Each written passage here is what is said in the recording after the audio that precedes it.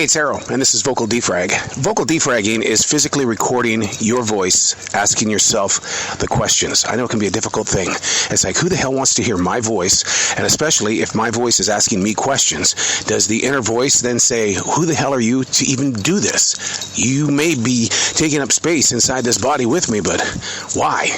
Why? Well, yeah, right there would be where you'd start the journey with your vocal defrag. Why are you taking up so much space in this body? Good question. I also keep a written defrag journal. The reason being is because I want to be able to see what it is that I'm talking about. These words can fly out of my mouth all they want, but if I don't have physical notes to allow me to embrace what it is that we're going through, whether it's a storm or whether it's a victory, a change, a challenge, you know what? You got to have something, a roadmap. I know where Montana is on the map. I just don't know how to get there. And that's pretty much what defragging is all about. And then when you vocal defrag, then you can hear the emotion in your vocal tones, your pitch, your volume, and tones. This is vocal defrag. As I'm walking on this path in South Charlotte, North Carolina, inside this beautiful forest, one of the things that I'm seeing a lot of, leaves from the trees falling. A lot of people I know, including myself, see falling leaves, not necessarily as one of the most beautiful things on the planet, because it's falling. We are trained at such an early age that falling isn't a good thing. When you fall off the charts when it comes to music, not so profitable anymore, is it? When things fall, the question is, how am I going to get back up? Not everybody has that ability to just dust off their knees and start walking again. But a different kind of view today, only because I saw SpaceX 2 blast off into space. It's the largest and most powerful rocket of our time. Now, the first SpaceX 1 exploded on the pad, and this particular one, it went up. It did exactly what it was supposed to do with the separation. It was kind of a crazy separation, but about 11 minutes into it, it got off its path. At that point in time, they had to destroy SpaceX 2 because they didn't know where it was going, and the best thing to do at that point in time is to think safety first. It fell from the sky. But here's the thing that inspires me the most about SpaceX is that they don't see any of this as a failure. As one man said, he goes, we got the data we needed. See, we're going to take that data and we're going to build a better ship.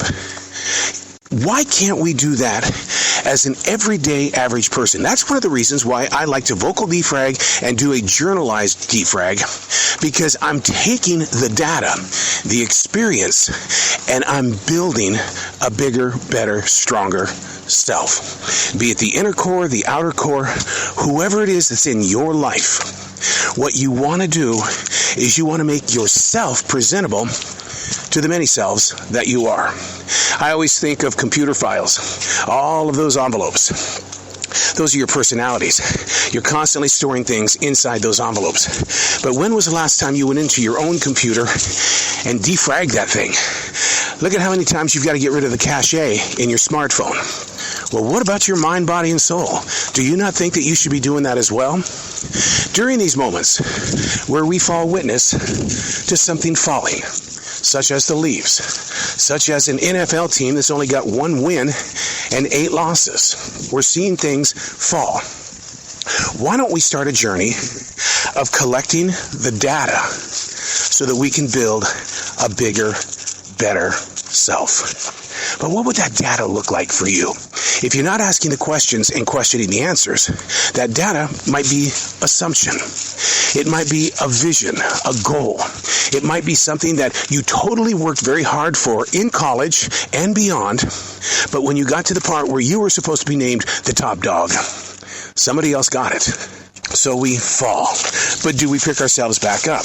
I'm guilty of going, oh man, I'm done with this then. If this is the way it's going to play out, I'm done with this. We've talked about this so many different times with my career as an artist on canvas. Everything was going beautiful. Man, I really thought this was going to be what I've been called to do. But I have one bad show, and I was done. That was it. Can you imagine Steve Harvey? He writes about it in his book, calling Charlotte, North Carolina his worst night of comedy ever. He knows the reason why. It's because he was the 5th man on the marquee. Everybody else had a really, really good show. The fans who came there to see 5 of the greatest comedians on the planet were tired. Some of them probably wanted to go home, because when you've been laughed out, the only thing you can do is cross your arms. But did Steve Harvey take that moment of falling and turn it into a negative? No. He's one of the biggest broadcasters and most successful people in the entertainment business today, because he takes a situation such as being somebody who has fallen, and you get the data and you rebuild.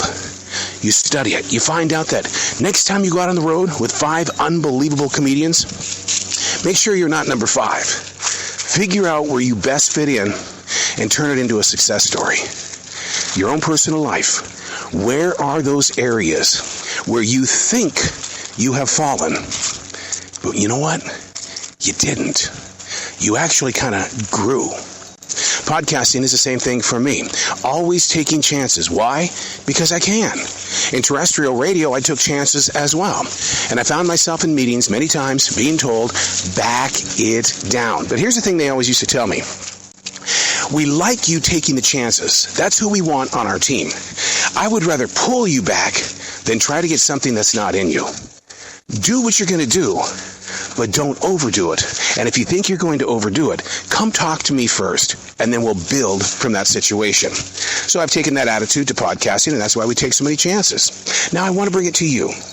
What was the last thing you did when it came to chance taking? I mean, you were challenged. You faced defeat. You faced a fallen leaf moment. Do you lay on the ground and cover it? Let me give you another positive about fallen leaves. Do you know what their real purpose is in life? Sure, we love that umbrella that gives us shade during the hot summer months. But the purpose of a leaf is to not only keep the ground warm during the winter months, but also break down and feed the soil. So when you fall, what are you feeding for a future adventure? Ask the questions. Question the answers. It's called defragging. I'm Errol.